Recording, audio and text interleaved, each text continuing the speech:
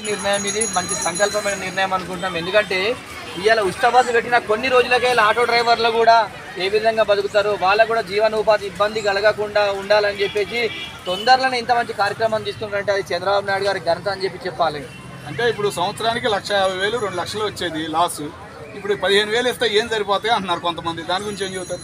ఒకటండి, రాష్ట్ర ప్రభుత్వం ప్రజలందరినీ జాదాలంటే ఉచితంగా జాదలేదండి. ఎందుకంటే కొంతమంది డబ్బులు ఉంటారు, కొంతమంది పేద ప్రజలు ఉంటారు. కాబట్టి ఆ స్కీము పేద ప్రజల కోసం దృష్టిలో పెట్టుకొని పేదోడు బాధపడద్దు, ఆర్టీసీ బస్సులలో వెళ్తే గిట్ట ఆటో కార్మికులకు కూడా ఇబ్బంది అవుతుంది, అలాంటి కార్మికులు కూడా ఎలాంటి ఇబ్బంది పడద్దని చెప్పేసి ఒక మంచి సంకల్పం తీసుకొని ఇలా పేదవాడి కోసం ఆలోచించి చంద్రబాబు నాయుడు గారు తొందరలోనే ఎంత మంచి కార్యక్రమం తీసుకున్నారంటే వారికి గొప్ప విషయం అని చెప్పేసి తెలియాలి. ఆటో కార్మికుడికి గుర్తుండిపోయిందంట, 100% గుర్తుండిపోతుందండి. అలా గుర్తుపెట్టుకోండి, ఇప్పుడు 1000-2000 రూపాయలు సాయం చేయటమే దేవుళ్ళగా భావించారు. అలాంటిది ఒక 15,000 రూపాయలు ఇచ్చినంటే ఇలా 15,000 రూపాయలు అంటే ఒక పేదోడికి చాలా ఎక్కువనండి.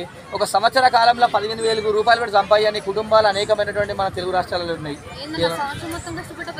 100% అండి. చాలా ఇప్పుడు ఊర్లలో గ్రామాలలో ఒకటి గుర్తుపెట్టుకోండి, గ్రామాలలో ఒక రైతులు కానీ ఇలా గ్రామాలలో కూలీలు పోతే ఎంత అండి కూలి?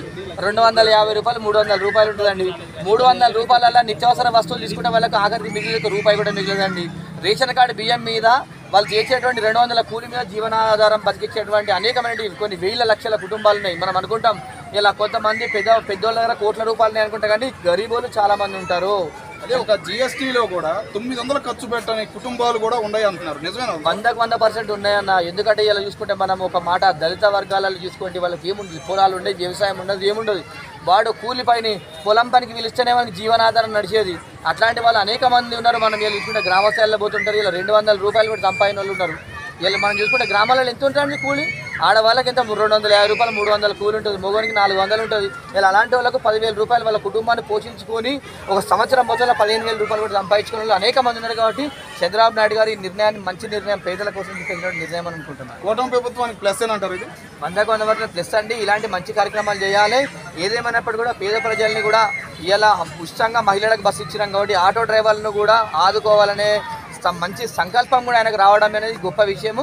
అది కూడా అన్న లోపే తొందరగా కూడా తీర్చడం అనేది చాలా మంచి విషయం. ఇప్పటివరకు కూడా తెలంగాణ రాష్ట్ర ప్రభుత్వం ఇన్ని రోజులని బస్సు తీసుకొచ్చి కూడా ఇలా ఆటో కార్మికులకు రూపాయి కూడా చేయలేదు. కాబట్టి కంపల్సరీ తెలంగాణ రాష్ట్ర ప్రభుత్వం కూడా చంద్రబాబు నాయుడు గారు చేసినటువంటి మంచి కార్యక్రమాలకి ఇన్స్పైర్ అయ్యి కూడా ఇలా తెలంగాణ ప్రజల ఆటో కార్మికులకు కూడా ఇలా సాయం చేయాలని చెప్పేసి నేను గవర్నమెంట్ విన్నపిస్తున్నాను. అది కొంతమంది పడలేదు అంటున్నారన్న, పడ్డాయా? అందరికి పడలేదు.